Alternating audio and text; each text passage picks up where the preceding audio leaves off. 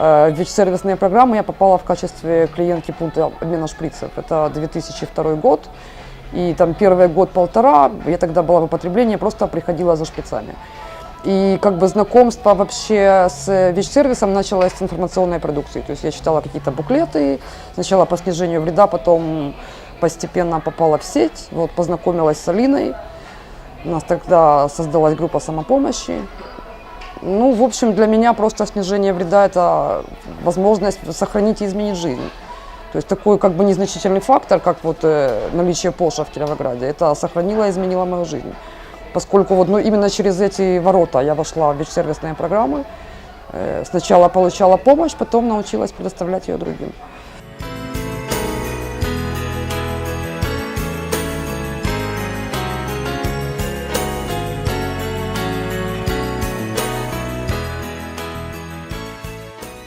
И это, наверное, был самый тяжелый срыв в моей жизни, потому что у меня был маленький ребенок, у меня была работа.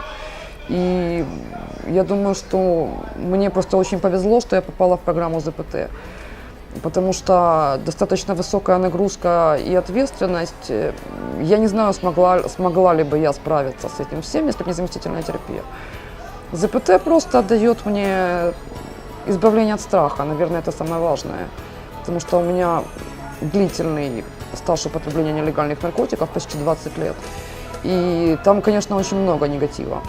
И в последнее время я поняла, что даже воспоминания об этом, они из моей жизни ушли.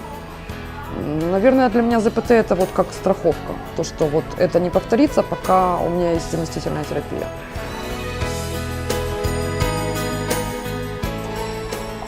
Как раз было 9 часов вечера, и мне надо было принять аэротерапию. И просто ко мне обратился молодой человек, спросил: вы какие-то наркотики употребляете? Я говорю: нет, это таблетки от ВИЧ-инфекции. Я говорю: так ВИЧ-инфекция аж не лечится. Ну и так у нас возник диалог длиной в 9 лет. У нас 6-летняя дочка. И это был тогда, когда мы познакомились, это был первый год, когда я начала принимать аэротерапию. Через несколько лет я просто поняла, что если бы не антиретровирусная терапия, наверное, у меня бы не было второго ребенка. Вряд ли бы у меня была бы такая вот семья, ну вот с такими взаимоотношениями. Ну и, возможно, бы не было меня, даже с очень большой вероятностью.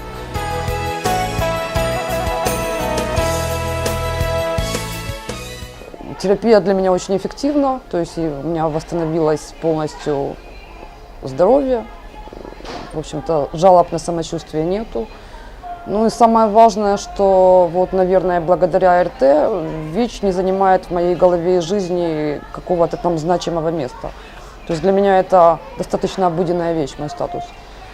Я могу спокойно об этом думать, говорить, и достаточно редко об этом вспоминаю.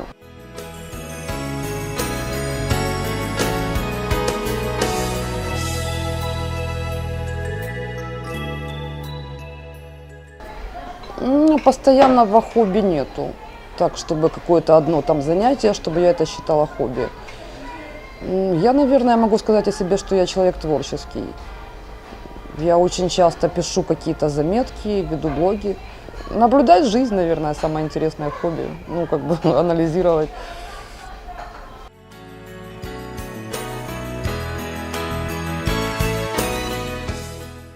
Для меня счастье – это внутренняя гармония. Равновесие. Наверное, как бы это значительно важнее, чем какие-то внешние факторы, там, количество денег или там какие-то бытовые условия. Ну, это мое просто личное наблюдение.